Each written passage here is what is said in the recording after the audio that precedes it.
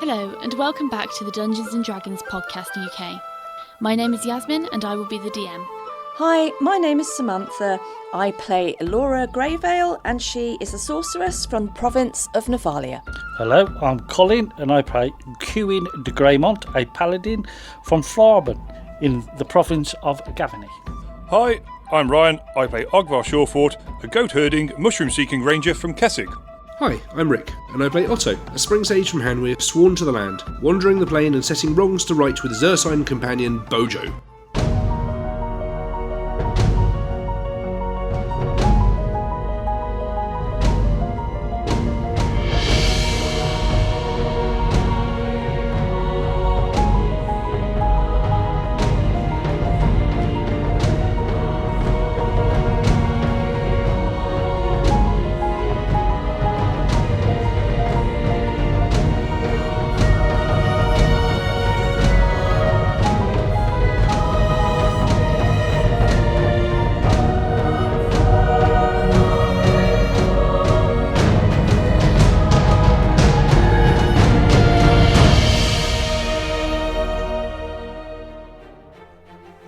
Housekeeping. Well, we haven't had any of this in a while. For those of you that have been following our story, we wanted to share a little background about Eric Shiblington III. As a most trusted young apprentice of the wizard Genric, he is currently travelling and indeed battling alongside the protagonists of our story on the Shattered Moon. Quite some time hence, we invited an amazingly generous supporter of our podcast, Mr. Eric Hopper, to create a character concept for a significant NPC our characters might meet along the way. And this is how our Wizard Apprentice came to be. Thank you, Eric Hopper. We hope that we have moulded Eric Shiblington III appropriately and have done him justice. So after that little piece of insight, let's get back to the action. Picking up where we left off, with some real beef in the kitchen and everyone going a little ham. It's a very gravy situation. Sorry, I know that was bad, but it just had to be done. Following last week's foray into Hell's Kitchen, it was thrown veg and a plethora of tantrums that caught the companions on the hob as they blundered into yet another shipside slice and dice. The heat in the galley was really ramping up. Ogvar's little game of flip a table failed, and a tug of war with the door left Eric a little unhinged. Answering his obvious need for aid, the sorceress took a tasty pot shot, leaving one ridiculously resilient fire breather thoroughly flat-fingered. Episode 139. A whole new problem.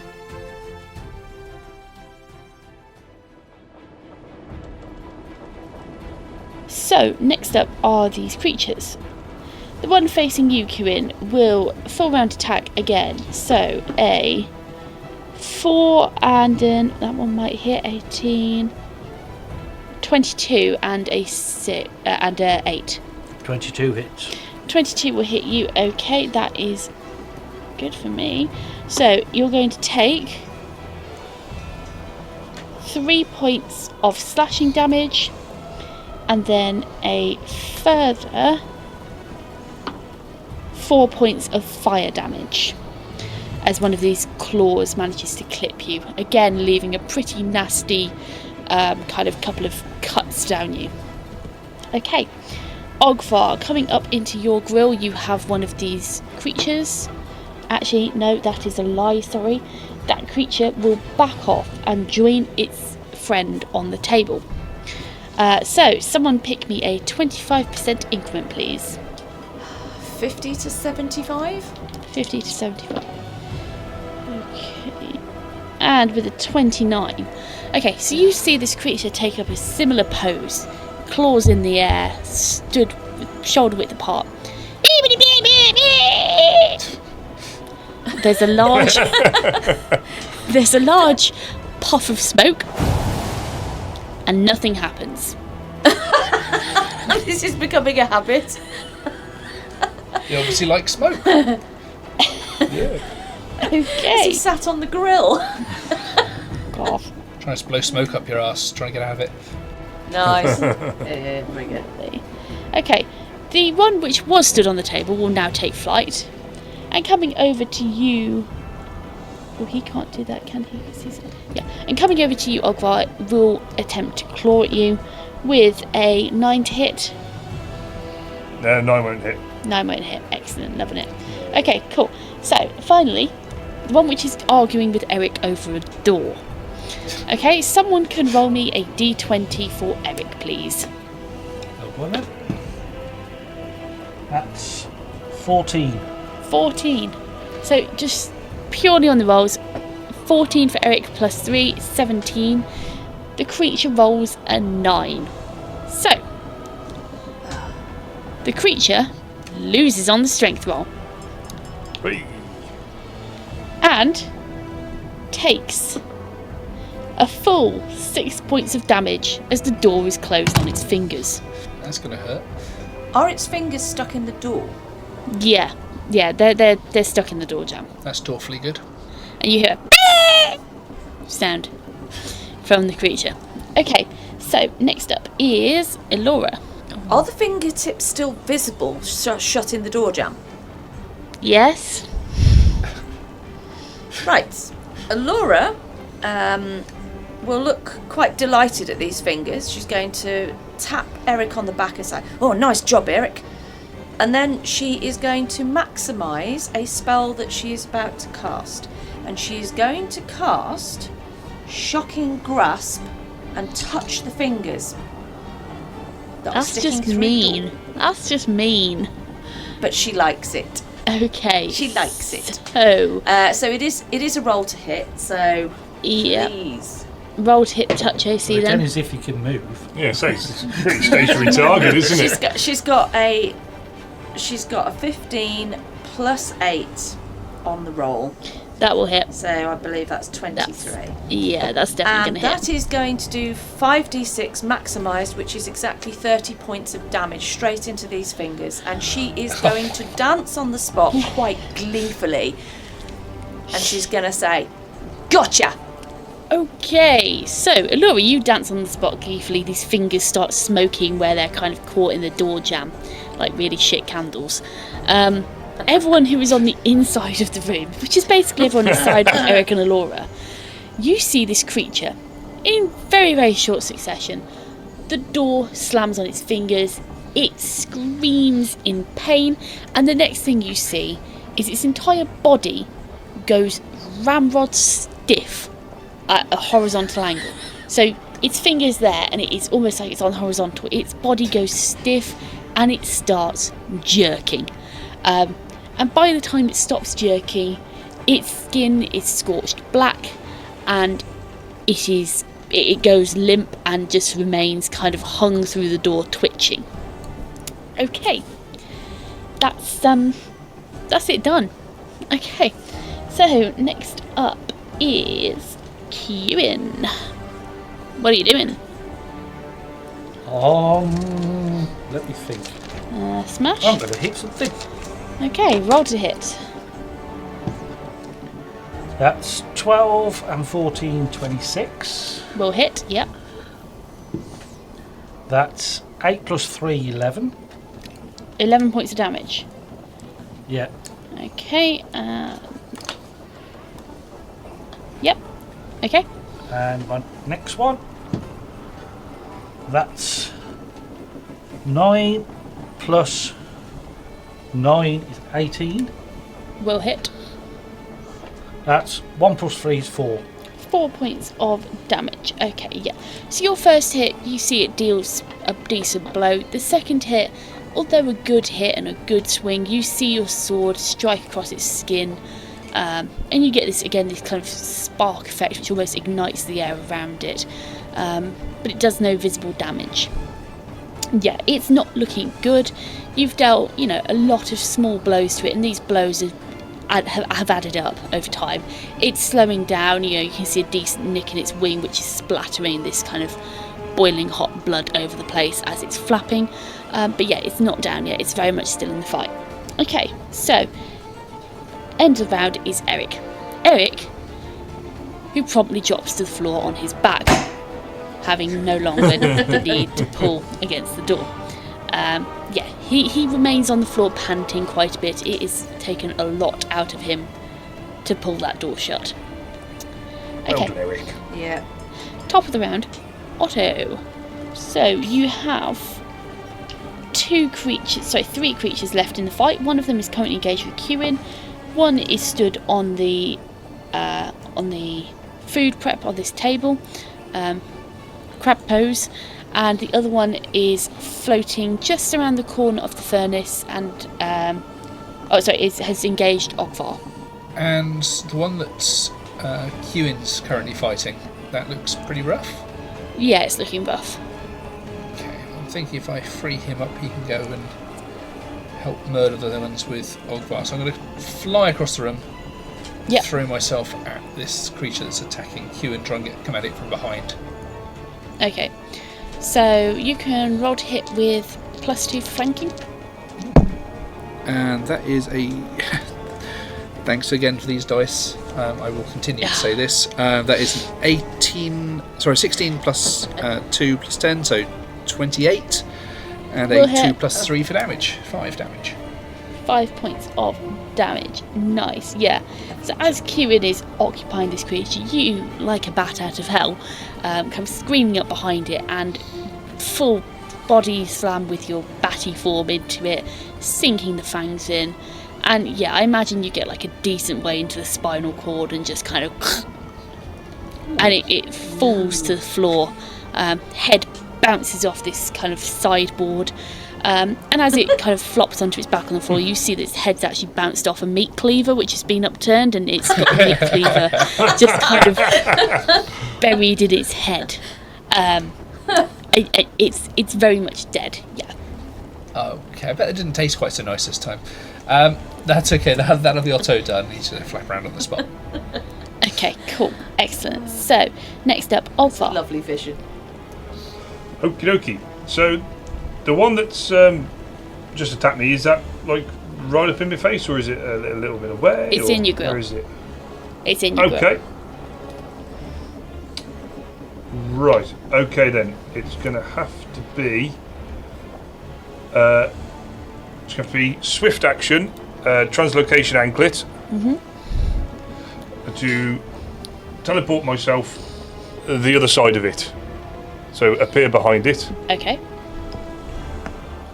And then, being as we're going to say that counts as movement, I'm going to have a go at skirmish attack from there, please, into its back essentially.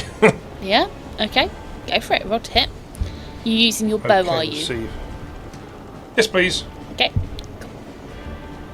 Let's see if see what we can do here. Oh, didn't roll fantastically. I rolled a 2, which is going to give me a 17. Hits. Whee! Hey. Fabuloso. Okay. So, Damage, please.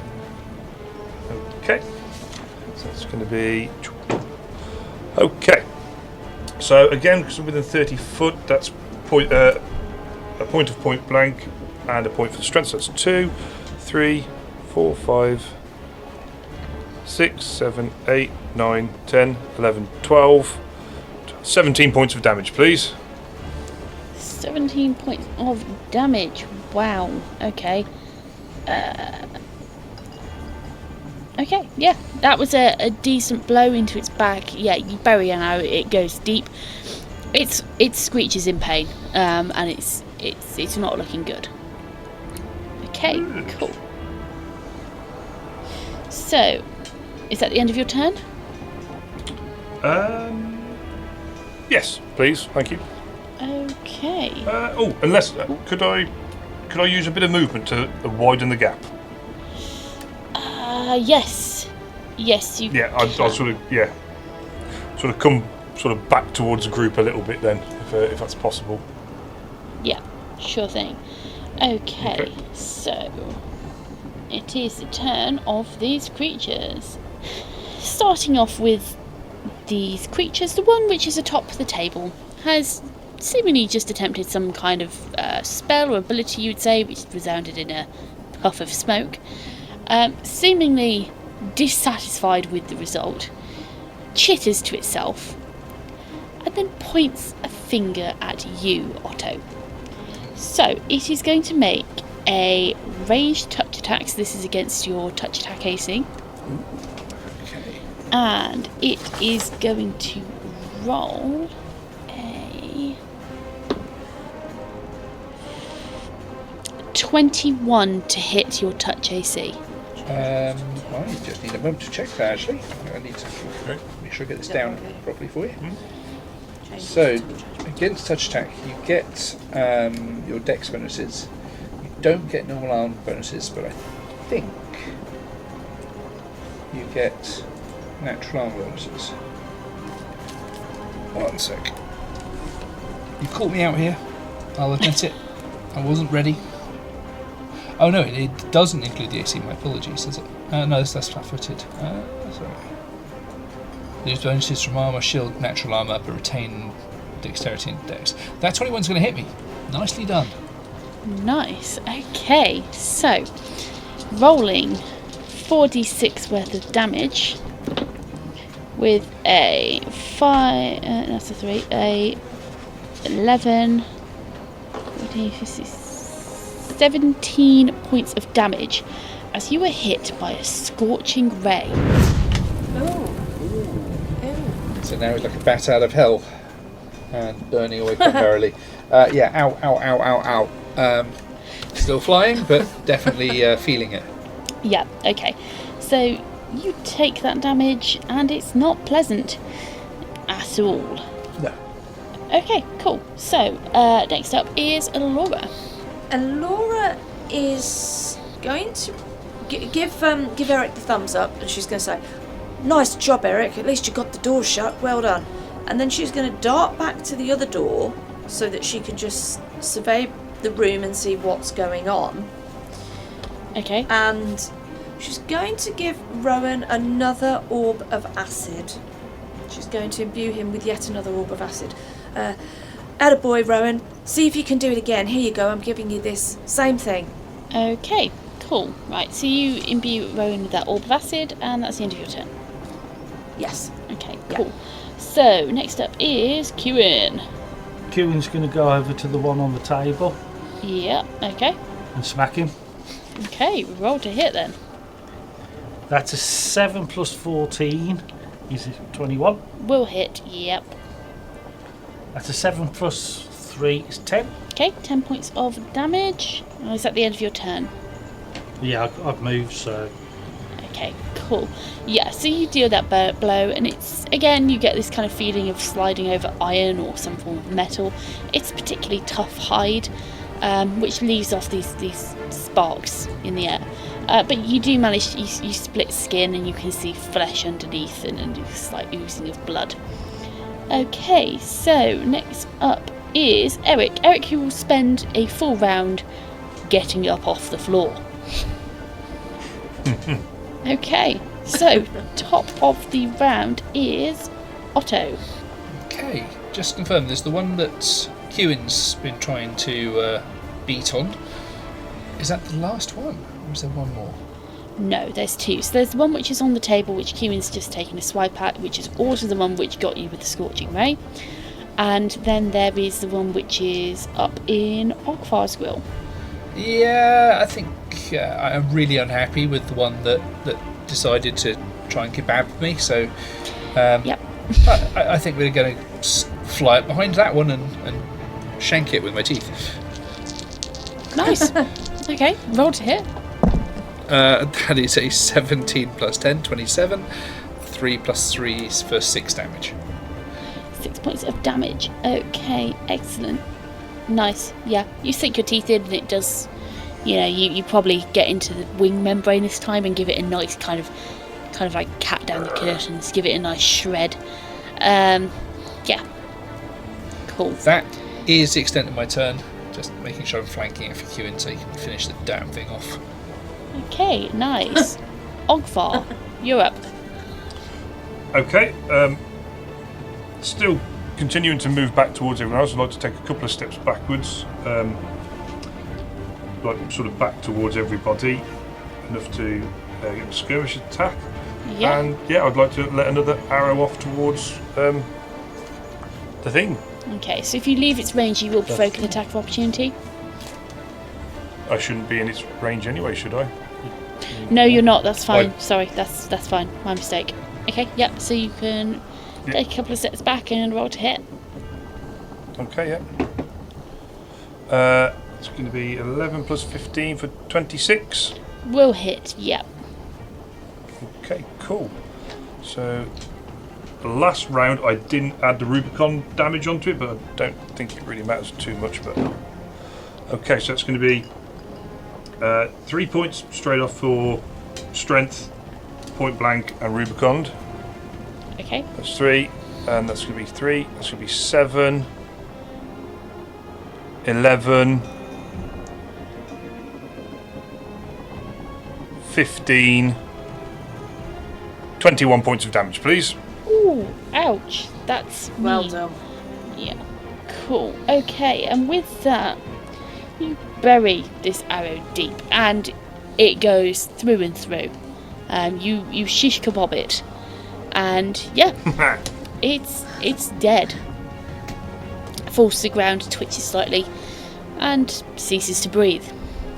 Okay, so you've got one left flying about the room, or in the room rather. Okay, and it is his turn.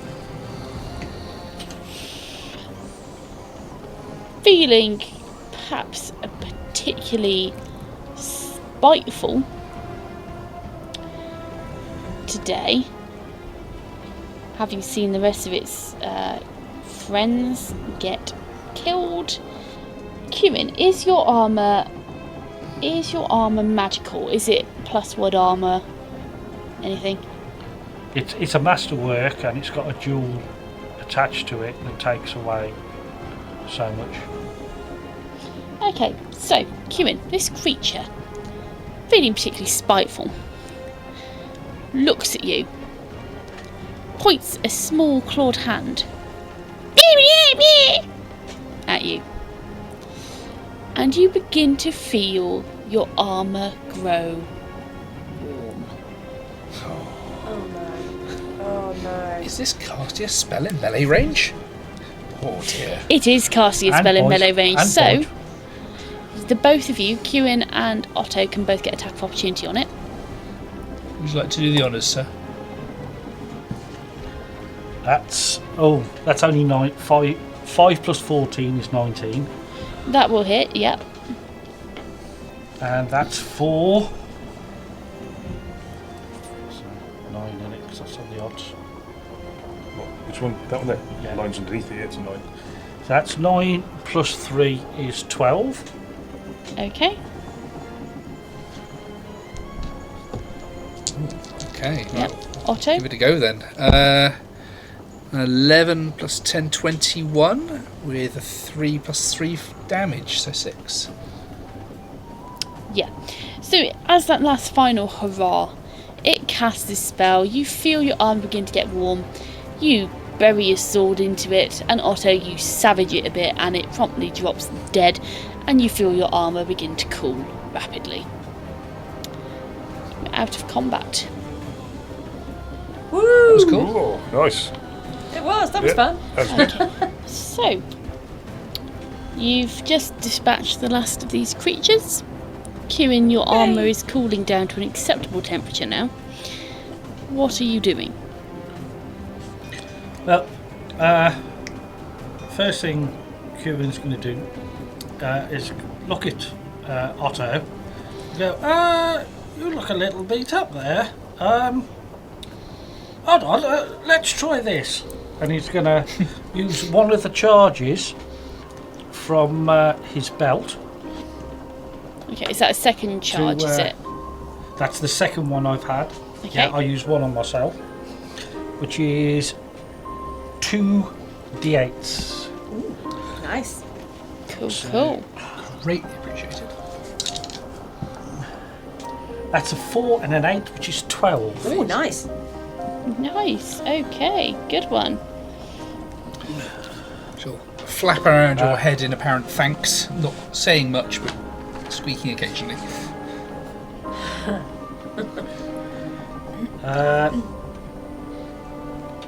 Then he's going to look for anybody else who's looks like they took a bit of damage, and notice that Ogvar took a bit, and try and use the last charge on him. Okay. Okay. That's not so good. What is it? Couldn't get any worse. Snake eyes. Oh dear. It's the thought that counts. Okay, can Ogvar then very appreciatively look at Kewin and go, "Thank you, Kewin, I feel much better." And then, See? What? and then could he use his nature's gift ability to heal 1d12 once a day? Is there a condition on that one? I think it just means you're just sort of able to find. It's called nature's gift. I think it's part of the bloodline. So Use that. I've known you Able use it to once. absorb 1d12 of HP from a plant each once per day. gonna munch on a smashed tomato. Little collie, little cabbage. Cabbage. Cabbages. Yeah. It's got to be. It's got to be a Cabbage got plant. leaves. It's got to be a plant. So, it's a kitchen. 50-50, high or low. Herbs. We go high. Okay. 51. Oh, Excellent. I was going to say, please don't make me use the quolls feather token tree just to get a leaf off it. Okay, so you take a rummage around through the various different cupboards and storage pots, and you were able to find a very wilted, very neglected looking pot of mint, which you can promptly suck up the energy from. okay. So It'd be ideal. I'm gonna warn now. I've said it now, haven't I? You remember what you said last time you said that? What happened? I'm good at this. I can't remember the last time I rolled a d12. I'll tell you what, that was blooming. I thought that was a 1. It's a 7. Okay, so you get 7 points of healing back. Okie dokie. So, what is everyone doing? Kewin is then going to go and look down the hole to see if he can see anything. Okay. Right, what is everyone else doing? Laura would like to go through the door, beckon Eric, and say, Eric, it's done. Come on. Let's get in here. Okay, So she's beckoning him by waving her hand. She's going to go into the kitchen and she's going to go and have a look at some of these bodies and have a quick search as to have they got anything on them? Is there anything on the kitchen worktops that she walks past, the surfaces that might be at all useful? Okay, so generally it's just a lot of kitchenware, a lot of cutlery, utensils, a lot of kind of food items. You're not going to find anything interesting on these creatures, really. You know, if they've got anything on them, it was food, basically. Fair enough. In that case, as she wanders through and she looks at the various utensils spread everywhere, she's going to look at a ladle on the side and think wanly of kind of Ruth. Okay, It reminds her of Ruth as she walks past. nice. And that's it. Okay, so Ogvar, are you doing anything in particular? Just examining the bodies, really. Just looking to see what they are, because I don't think Ogvar's seen anything like them before. It's just curiosity, really. Yeah, do you want to make me a nature check then, please? Knowledge, certainly try. knowledge nature. And while he's doing that, Otto, are you doing anything in particular? Are there any portholes or anything like that? Any windows looking out, or is it just wooden boards side of the ship? It's just wooden boards. Okay. Seeing that they're investigating the bodies and just trying to work out what they are, I'll leave them to that, and I shall flap around Kewin's head, providing what illumination I can from my armour into the hole below. Okay, nice. So, Ogvar, what did you roll? I rolled an 18 plus an 8 for a 26. Ooh, nice, yeah. So, Ogvar, from memory, you've heard tales from people who live in the area surrounding the Devil's Breach. It's a well-known location in Kessig, a large gash in the land, which seems to be filled with an infernal darkness and brimstone. It's a dangerous area, and not many people voluntarily live there if they can help it. However, you have heard descriptions before from people who've been travelling through the area or hunting in the area of small humanoid creatures, very similar to the ones which currently lay dead at your feet, which have emerged from the breach. Okay. And what is the Devil's Breach? Do we know what it is? Or? Yep. So it's an area down in the south of Kessig, which is a large crescent-shaped gash in the land, filled with darkness and brimstone, effectively. Okay, yeah. Quite a. In the surrounding area, you will find more Cathars. They tend to be deployed around the area to keep an eye on things. So you'll usually find, or you know that usually there's a small detachment of Cathars locally in the area. Okay, yeah. Yeah, so sort of just look at them, sort of like, not poke them, but yeah, like prod them and turn them over and sort of have a bit of a look and see what's going on. And yeah, sort of, it all sort of comes back a little bit to Hogfire, and he's like, yes, I suppose these could be similar to those things, yes. Sort of thinking to himself, and sort of, yeah, just mulling it over, really. Okay. Wondering how they got here and whatnot. Cool. So, Kewin and Otto by the ladder down. Looking down the hole, you can see below there is, you would say, a 20 to 25 foot descent ahead of you. Similarly to the rest of the ship, it is dark. Dark boards, dark flooring, dark ladder. The area, although lit by your glowing form, Otto, appears to be suffused with a sickly, a blood red glow. That's quite a dim light, I presume. Oh no, it's strong. It is a strong, it's like the best description if you're walking down kind of like a rainy dark alleyway and there's like bright red neon lights. It's that kind of intensity of glow. It casts strange shadows. Everything that is kind of catching the light is quite starkly lit, and the shadows in contrast are deep and consuming. There seems to be a bit of a red glow down here. Should we go and investigate? Well, what's down the hole? How do you get down there? Are there stairs? There's a ladder. A ladder? Yes. Oh, I've had enough of ladders for one day.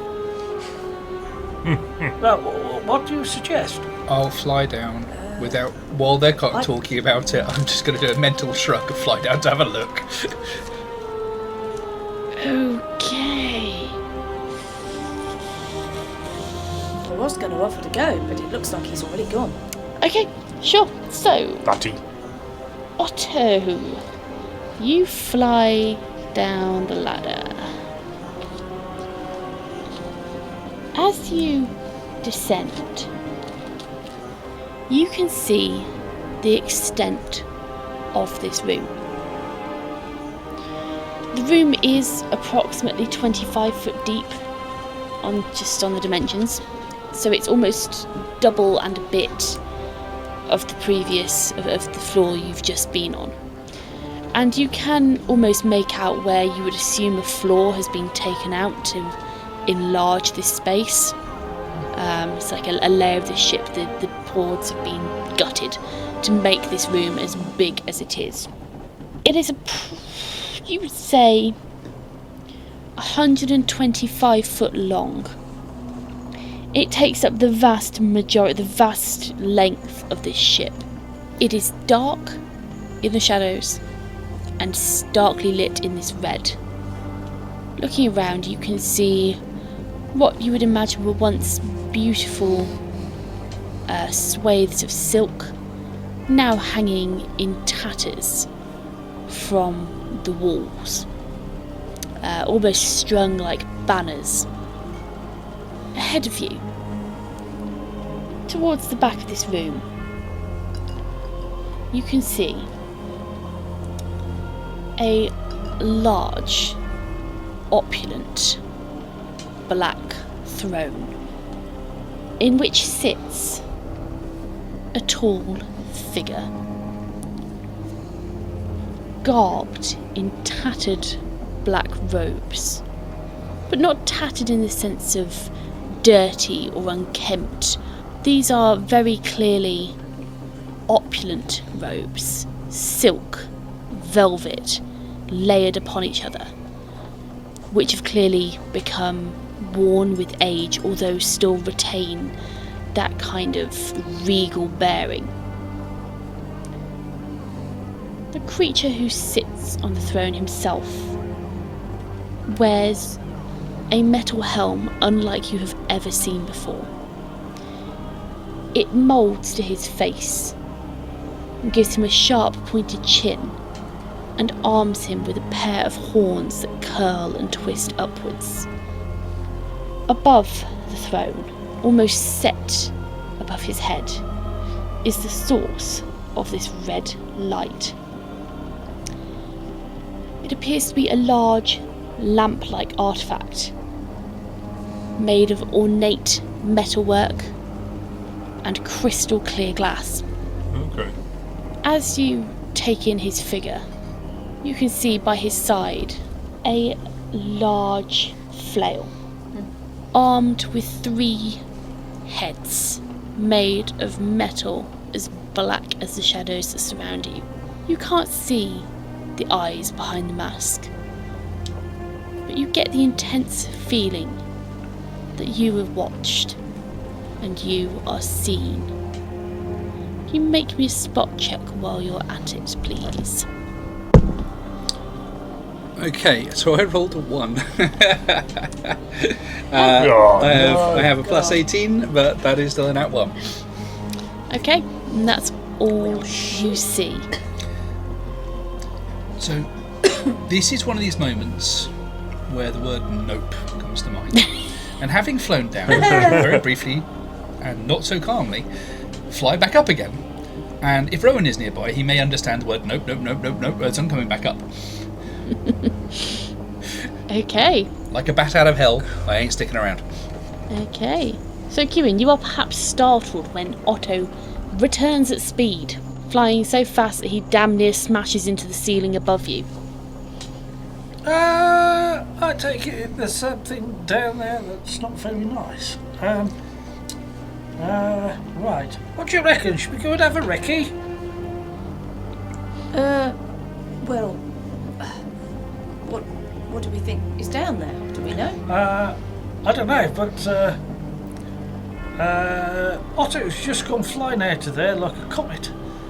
I don't know what he was saying, but I get the feeling that he's not very happy with whatever's down there. Squee! Otto.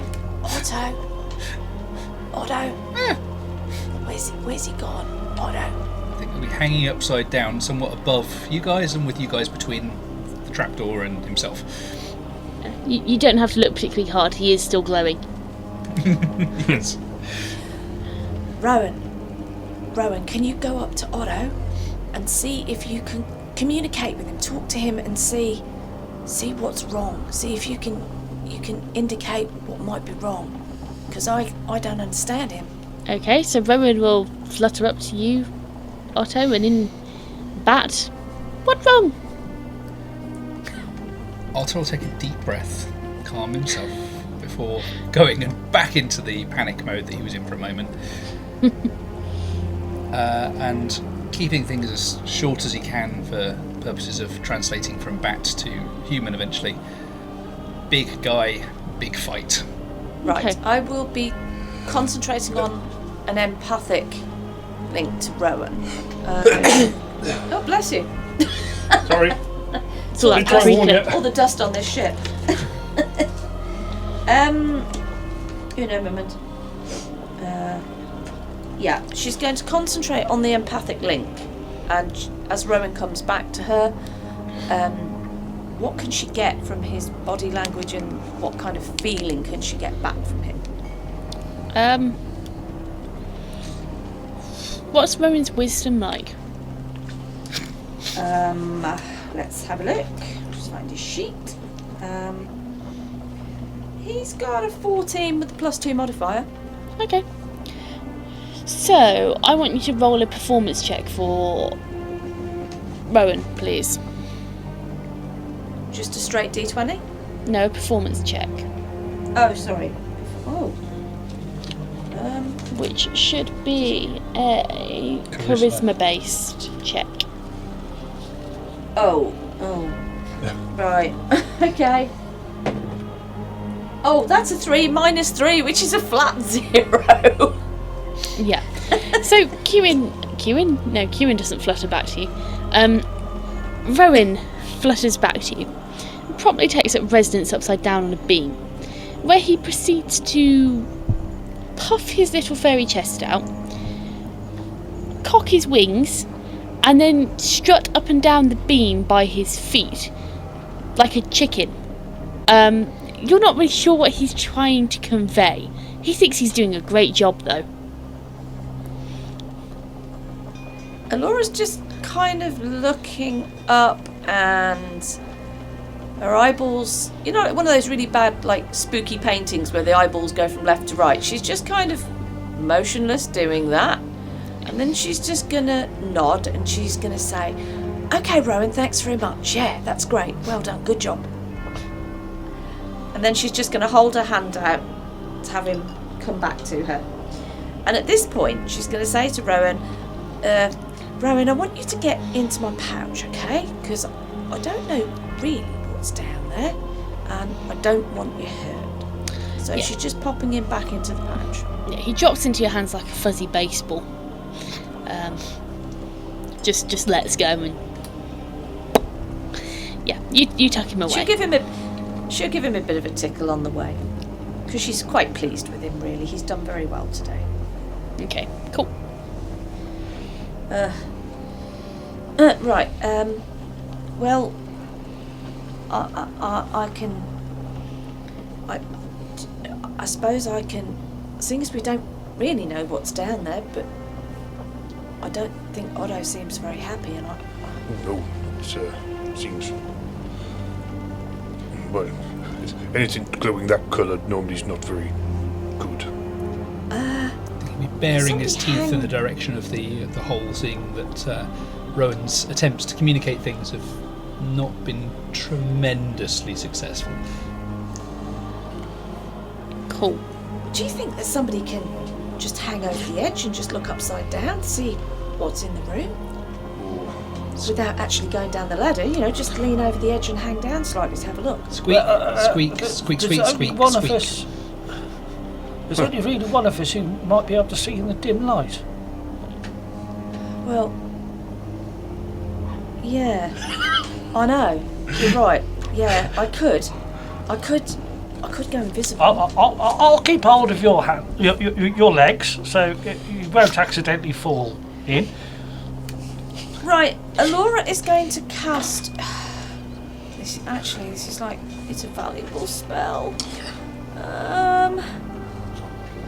I thought you were just going to have a look. I thought you were going to just have a look there. Yeah, but if there is something down there, I don't really want to be seen. Hold on there. You don't want to be going down there. Not at 100%. There's something in my bag I've been keeping for a rainy day. Oh, I've had an idea though. Okay, you carry on, Ogwell. Okay.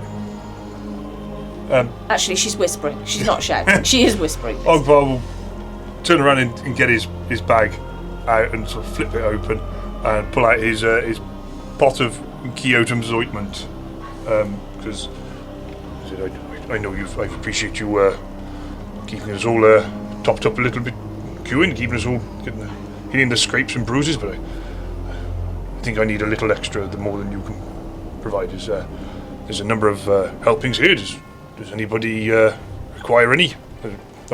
Look up at the bat on the beam as well. So so Otto's a little bit frazzled, but is otherwise okay. Certainly wouldn't need any additional help at this point. I will sort of take the pot and sort of open it and sort of just offer it round anybody who wants any. Kieran, well, thank you. And dips his finger in on him. I don't know what he does with it, how it works. It's an ointment. Okay, rubs it into his forehead. I think Alora would also sort of nod and appreciatively and take a little, and then she'll rub that in onto the back of her hand. Okay, cool. What does So it do? Hold on, so I'll zoom in now. So it has 5 applications. Placed upon a poison wound or swallowed, the ointment detoxifies any poison as the neutralised poison spell. Applied to a diseased area, it removes diseases as remove disease. Rubbed on a wound, the ointment cures 1d8 plus 5 points of damage as cure light wounds. Okay, Alora will actually, instead of applying it to the back of her hand, she will apply that onto her tongue. Is stupidity considered to be a curse? I mean, just for no reason. So that's 7 plus 5. Hello. For the ointment. Okay. Yeah, heal. Okay. Yeah. What does it do for me? Does it just? Because if you take it different ways, does it have different effects? Did you say? If placed upon a poison wound or swallowed, the ointment detoxifies any poison as neutralised poison would do. Okay. Applied to a diseased area, Yeah. it removes the disease as removed. Or rubbed onto a wound, You get. Yeah. it cures as 1d8 plus 5 points. Okay. So, DM, does that mean that I can negate my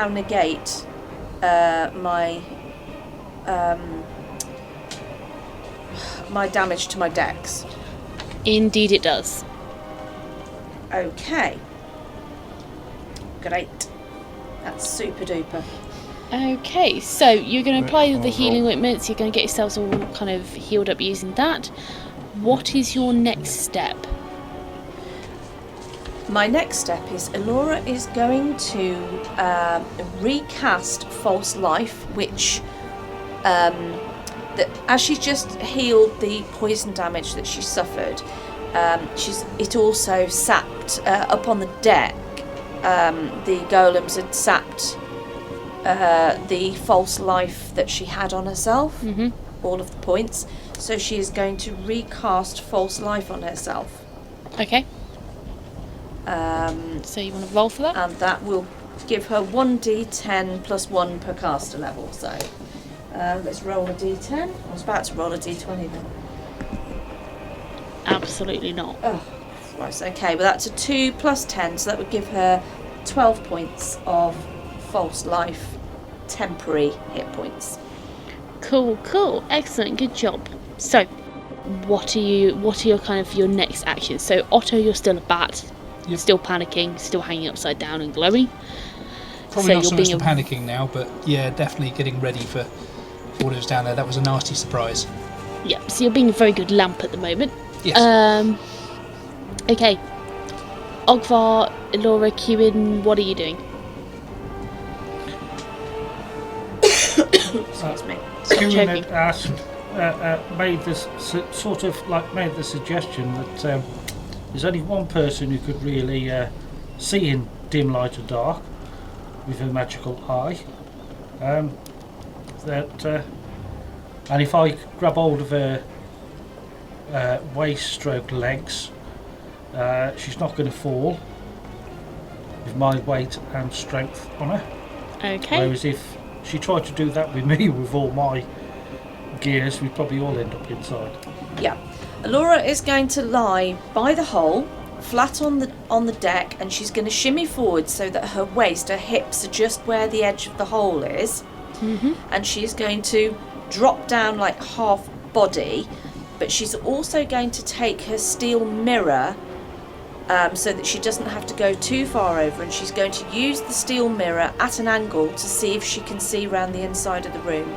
Obviously, the one eye she can't see through the dark, she can see the red glow, but the other she does have, I think it's is it low light vision? Or no, it's not low light vision. You get dark vision.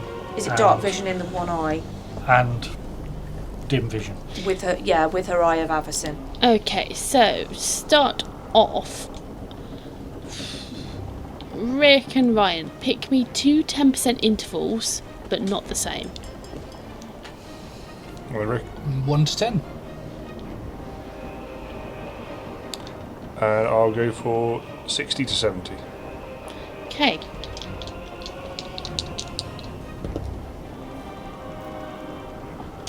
So with a flat 80, it doesn't hit the 20% benefit I gave you, Laura, as your hat falls off your head. No. Down Right. into the room below. Okay, so next thing, you are taking a look, yes? I am. We were discussing this previously because there was a difference of opinion. I guess you'll have to do a ruling on this. My ironstone is... I'm attuned to it. It was currently circling my hat. So does it return to me? It's you, not your hat. Right, so It's the just ironstone because it was- comes back up. Because it was circling your head, the ironstone doesn't go in the first place. So because it circles your head, but you usually have the hat on, it usually goes around the brim of the hat because that's its orbit. Okay. The hat's Okay. gone, the ironstone's still floating around. Okay, fine. Okay, Yep. so Okay. you're taking a look using your mirror and using your eye, yes? Yep. Okay.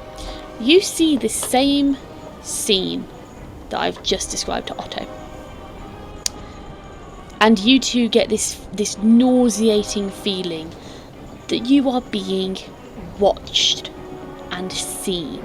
Not just as if someone is looking at you, but as if someone is pulling you down and breaking you down to the very core of your being, like they're looking inside of you. It's a very violating feeling.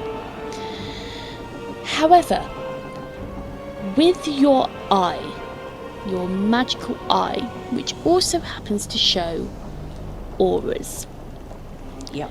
as you look through your eye, you have never seen an aura so dark red it is almost black. Ooh. Nice. Love it. Thanks to Eric's efforts, the visible set of dastardly digits belonging to an adversary were trapped in the door jamb, and Alora needed no better invitation to step up and deliver a shock to the system from which they would never recover. Otto instigated a double death on one opponent as he gladly ended his existence. It took a downwards dive to the deck, introducing its own head to an innocent but rather aggressive-looking meat cleaver for good measure. With the salad now tossed for the final time and a ladder leading to a lower deck, it still feels as if the day is far from done. Hey, you made it this far, so lend us your ears for a moment longer if you will. Firstly, we are most humbled that you are enjoying our yarn, and the crew thank you from the bottom of their hearts for your patronage. Producing this podcast is incredibly hard work, and as such, if you would like to support us, there are a few ways in which you could really make a difference. Sharing links to friends and family helps to spread the word so others like you can find us, and in turn they too can enjoy the show. Equally helpful is leaving a 5-star review on Spotify and any other streaming services, which will help us immensely. Or, if you feel you could go that extra mile and contribute a few coppers to keep our creative juices flowing, you can hop on over to our Buy Me a Coffee page or drop us an email. We would all be immensely grateful for your support in any form. Lastly, we invite you to visit our website, where you will find information on our campaign from backstories to settings. Join our Facebook group or follow us on Twitter. All the links are in our episode bios. Don't forget to smash the subscribe and download buttons so you never miss the next episode. See you all again next week, folks.